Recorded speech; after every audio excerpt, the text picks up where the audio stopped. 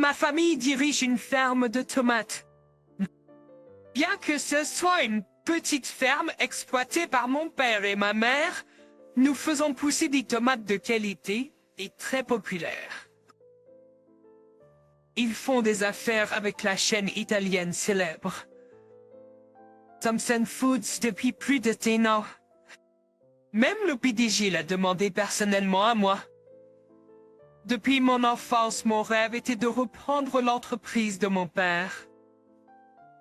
Dès que j'ai obtenu mon diplôme d'une école agricole locale, je me suis jointe à l'entreprise familiale. Mais ensuite, mon père a commencé à avoir des problèmes de santé et a été admis et sorti de l'hôpital. Il y avait tellement plus que je voulais apprendre de lui. Et j'ai prié pour son rétablissement chaque jour. Mais lorsque j'ai eu 22 ans, il est décédé. C'était déchirant et m'a rendu triste. Mais j'avais une mission pour protéger les tomates de mon père. Chaque jour, ma mère et moi travaillions sans relâche sur notre ferme. Parfois, mon ami d'enfance, Aurélie, venait nous aider. La famille d'Aurélie dirige une grande ferme biologique dans les environs. Si tu as le temps de nous aider, ne t'inquiète pas. Nous avons beaucoup de personnel. Et plus, j'aime tes tomates. Zach, son visage bronzé, ses grands yeux ronds et son sourire d'ample étaient si lumineux. En l'entendant dire ça, mon cœur s'est emballé. Tu devrais juste lui dire tes sentiments. C'est agaçant de juste regarder. Tu m'agaces. Ma mère a murmuré si doucement que seul j'ai pu l'entendre. Je sentais que j'avais rougi jusqu'aux oreilles. Alors je faisais semblant de ne pas entendre et je m'éloignais. Mon amour non partagé pendant 15 ans ne portait toujours pas ses fruits. C'était plus difficile que la culture des tomates. 3 ans s'étaient écoulés depuis la mort de mon père et j'avais 25 ans. Heureusement, notre entreprise de tomates prospérait, en partie grâce à la récente folie des tomates, et les ventes augmentaient. La technique pour stresser les tomates au maximum pour en tirer la douceur était difficile, mais ma mère m'a inculqué les nuances. Un jour, notre client, Thomson Foods, nous a contactés en disant qu'ils allaient y envoyer un nouveau représentant pour se présenter. Ils sont un client régulier qui achète 40% de nos tomates. Leur représentant précédent était Monsieur Wood, un vétéran qui nous avait aidés depuis l'époque de mon père, mais il prenait sa retraite et un gars plus jeune le remplaçait. Je voulais construire une bonne relation avec le nouveau représentant, alors j'étais prêt dès le matin de leur visite. Ravi de vous rencontrer. Je m'appelle Pierre. Je vais prendre le relais. Ravi de travailler avec vous. Le jeune homme qui a l'air de regarder. Monsieur Jean. Pierre est arrivé dans une voiture de sport éclatante. Il était habillé d'un costume élégant et de chaussures en cuir brillant. J'ai été surpris parce que Monsieur Wood était un homme plus modeste. Je suis Jacques. Ravi de travailler avec vous, aussi. J'ai étendu ma main droite vers lui respectueusement. Mais il a juste reniflé, tant que je suis le patron. Je jugerai strictement en fonction des résultats. Ne me mettons pas dans le même sac que ces vieux messieurs sans impression comme Wood, qui sont coincés dans la même position depuis des années. Je suis un élite, choisi de l'intérieur Thomson. Ces mots étaient si abrupts et m'ont laissé sans voix. Sans essayer de cacher son attitude condescendante, il a jeté un coup d'œil rapide sur moi, puis a ostensiblement couvert son nez avec sa serviette. Pour l'instant, montrez-moi votre serre. Il m'a regardé comme si j'étais quelque chose de sale, puis a commencé à marcher. À l'intérieur, je pensais qu'est-ce qu'il est. Mais j'ai réussi à l'accompagner avec un sourire. Cependant, même lorsqu'il a inspecté les tomates dans la serre, son attitude grossière ne changeait pas. J'ai cueilli une tomate mûre et l'ai donnée à lui, en demandant « Comment est-ce ? » Mais il a dit « Eh bien, c'est juste ordinaire, non ? Rien de différent des autres. » Il se plaignait de tout, et après avoir regardé autour de la serre pendant environ 1 heure, il a dit « Eh bien, je reviendrai. Je pense que vos tomates, pour être honnête, sont chères. » Oh, je veux dire, compte tenu de leur qualité. Nous sommes une grande entreprise, alors nous n'avons pas d'objection à payer, mais vos tomates sont chères et elles n'ont aucune caractéristique spéciale. En se frottant la terre de ses chaussures, avec une expression dégoûtée, il m'a dit « Nous allons reconsidérer le prix d'achat. Je vous contacterai plus tard. » Avec cela, il est rapidement monté dans sa voiture. Attendez 1 minute. Le prix d'achat est au minimum absolu. Nous avons une relation de longue date avec votre entreprise, alors nous livrons toujours la meilleure qualité.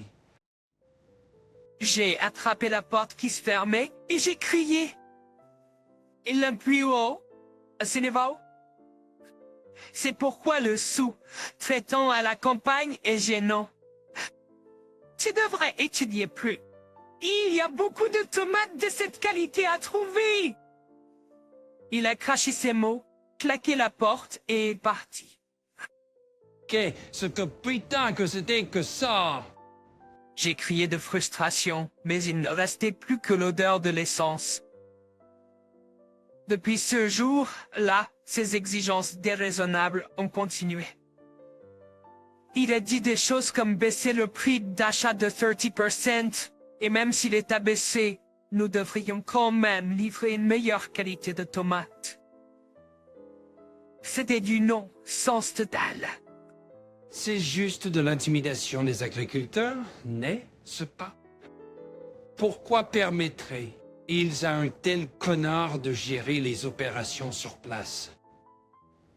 Je me suis retrouvé à me plaindre à ma mère autour de bières au dîner. Il s'avère qu'il est un parent du chef de Thompson, tu sais. C'est un diplômé d'élite du métier, et tout le monde dit qu'il est sûr qu'il sera un cadre à l'avenir. Ma mère a soupiré aussi. Qu'est-ce que les affaires internes de l'entreprise ont à voir avec des agriculteurs comme nous? En colère. J'ai terminé la bière dans mon verre. Le PDG de Thompson n'était-il pas proche de papa, n'est-ce pas? Il ne venait pas acheter nos tomates directement. Je me suis demandé en me remémorant le passé. Je pense que je l'ai rencontré une fois quand j'étais à l'école élémentaire. Oh oui, Thompson était une petite entreprise à l'époque. Et le PDG était profondément impressionné par les tomates de papa et nous a rendu visite plusieurs fois. Il n'y a aucun moyen de se plaindre directement au PDG à son sujet. Ma mère a secoué la tête avec un sourire. Il est devenu une grande pointure qui apparaît même à la télévision maintenant. Comme elle l'a dit. J'ai hoché la tête pour marquer mon accord. Mais si les choses allaient continuer à s'asseoir, nos prix de Goé seront réduits. Pourtant, nous ne pouvons pas nous permettre de cesser nos transactions. Thompson Food est un client que nous ne pouvons pas nous permettre de perdre. Monsieur Jean, Pierre viendra discuter de la reconduction du contrat demain. Que dois-je faire? Comme je l'ai dit, il est venu le lendemain avec une expression préoccupée. Comme prévu, il a insisté fermement sur une réduction du prix d'achat. C'est pourquoi je dis que les tomates de votre niveau sont à 1 sou par douzaine, vous ne comprenez pas. Nous faisons des affaires par charité. Vous devriez être plus conscient de votre statut. Sa voix irritée a résonné dans la serre. Ma mère et Aurélie, qui étaient en train de récolter, nous ont regardés avec inquiétude. C'est vous qui seriez en difficulté si nous cessions nos transactions, n'est-ce pas? Une petite exploitation agricole comme la vôtre devrait être reconnaissant de pouvoir commercer avec une grande entreprise comme Thomson. C'est pourquoi, à partir de la saison prochaine, nous aurons besoin de ce prix. En disant cela, il a claqué un nouveau contrat devant moi. Le fait d'être s'appelait minuscule m'a atteint. Je ne pense pas que nos tomates soient des biens communs. Au prix indiqué ici, nous ne pouvons pas fournir nos tomates. Quoi? Il me dévisage. Il a saisi une tomate sur une branche voisine. C'est tout ce que tu vaux? Et pourtant tu as l'audace de me parler?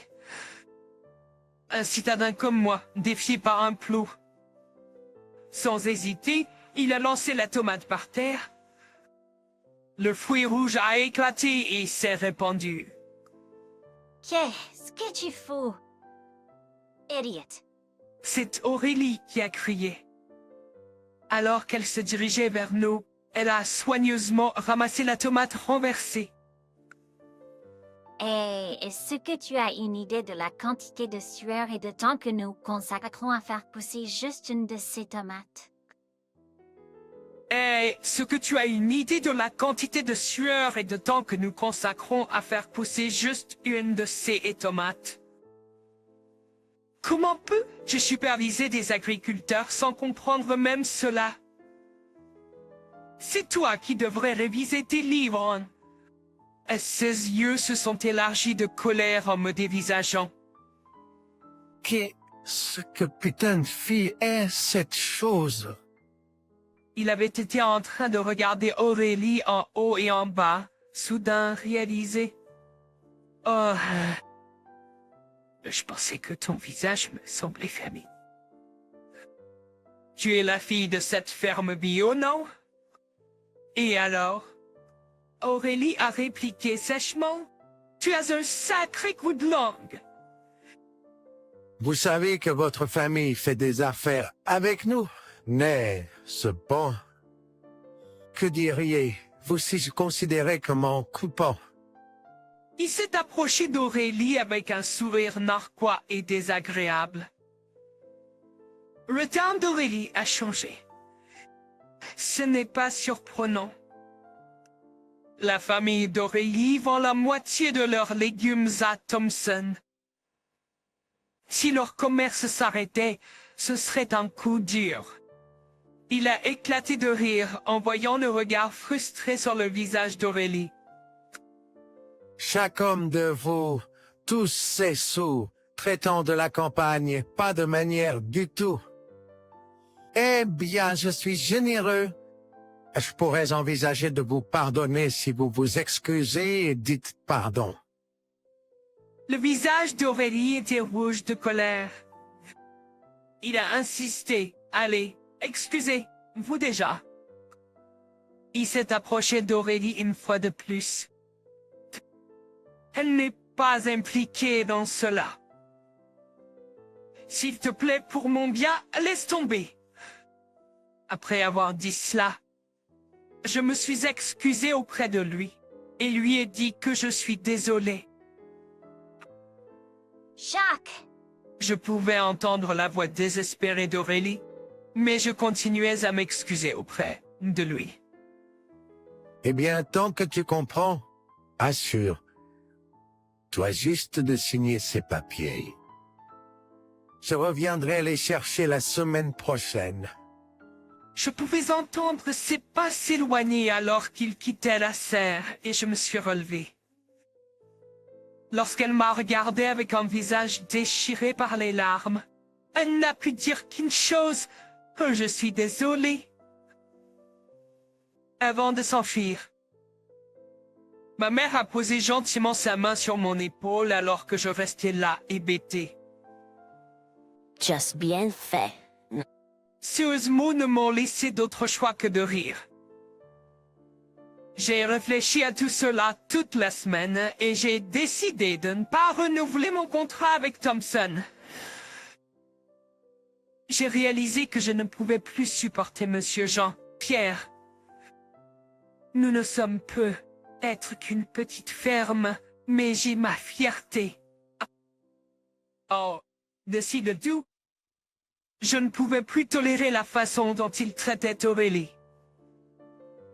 Le jour du renouvellement du contrat, alors que j'attendais son arrivée, Émilie m'a présenté un homme peu familier.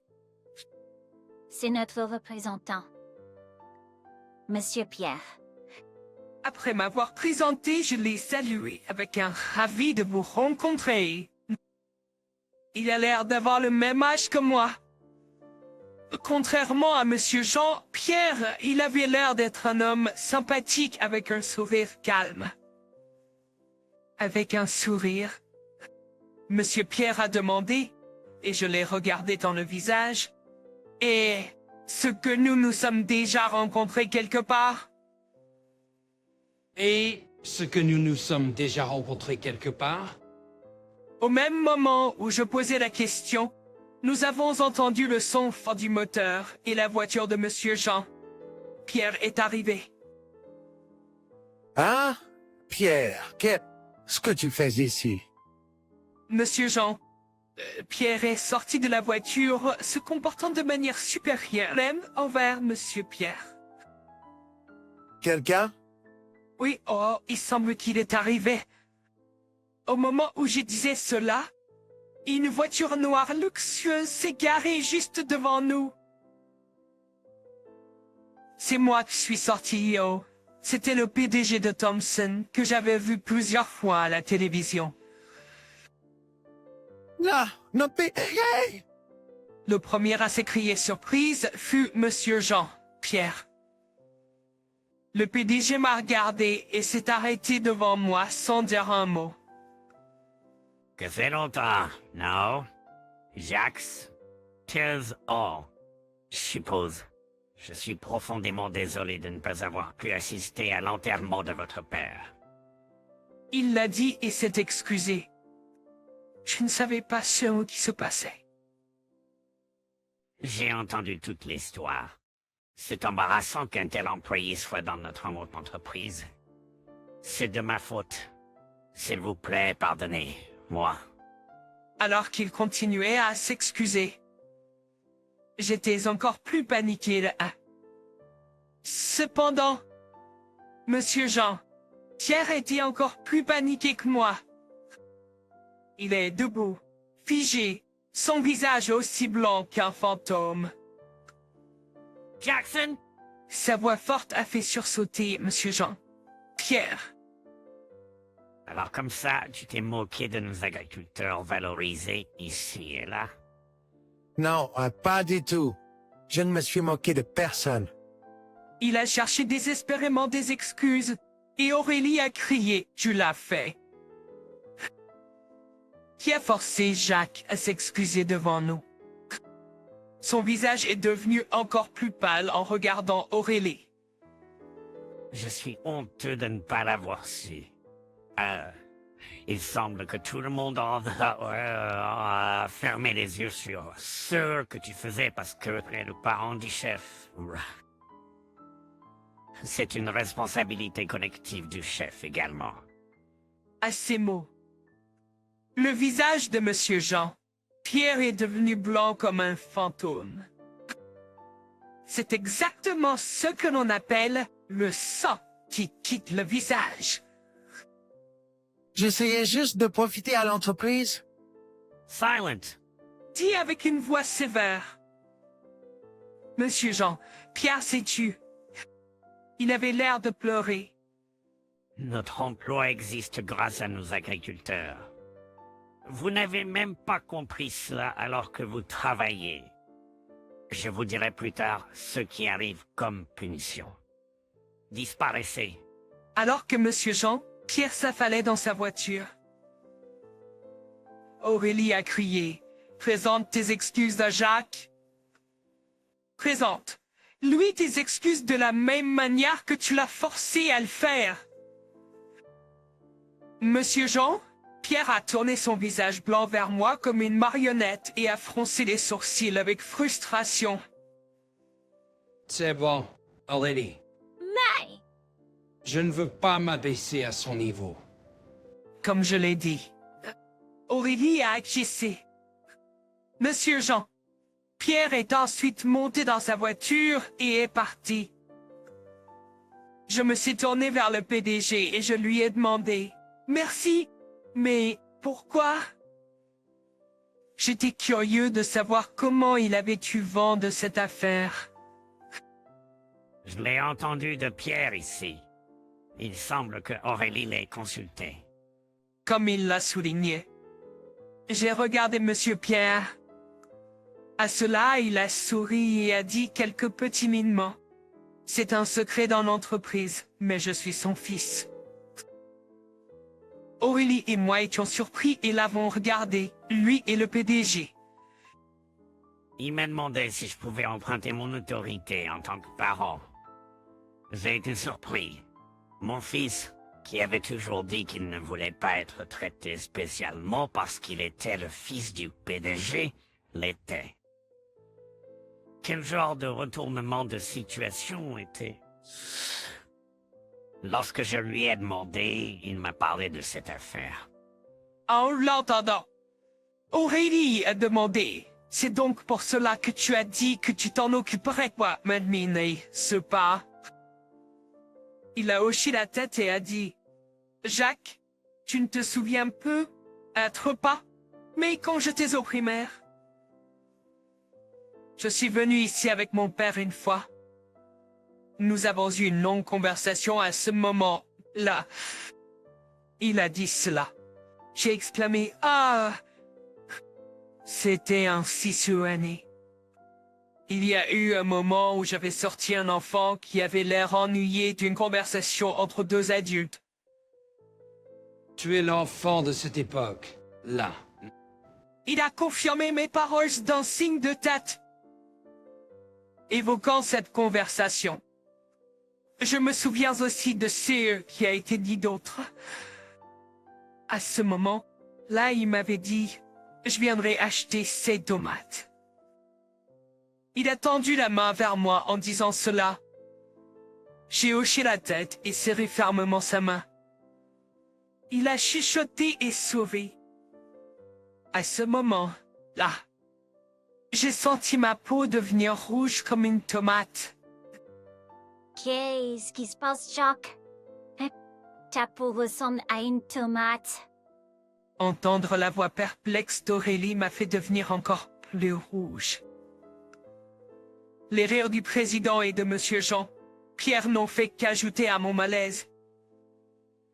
Par la suite, le contrat a été renouvelé sous de nouvelles conditions. Et il semble que mon premier amour va enfin porter ses fruits.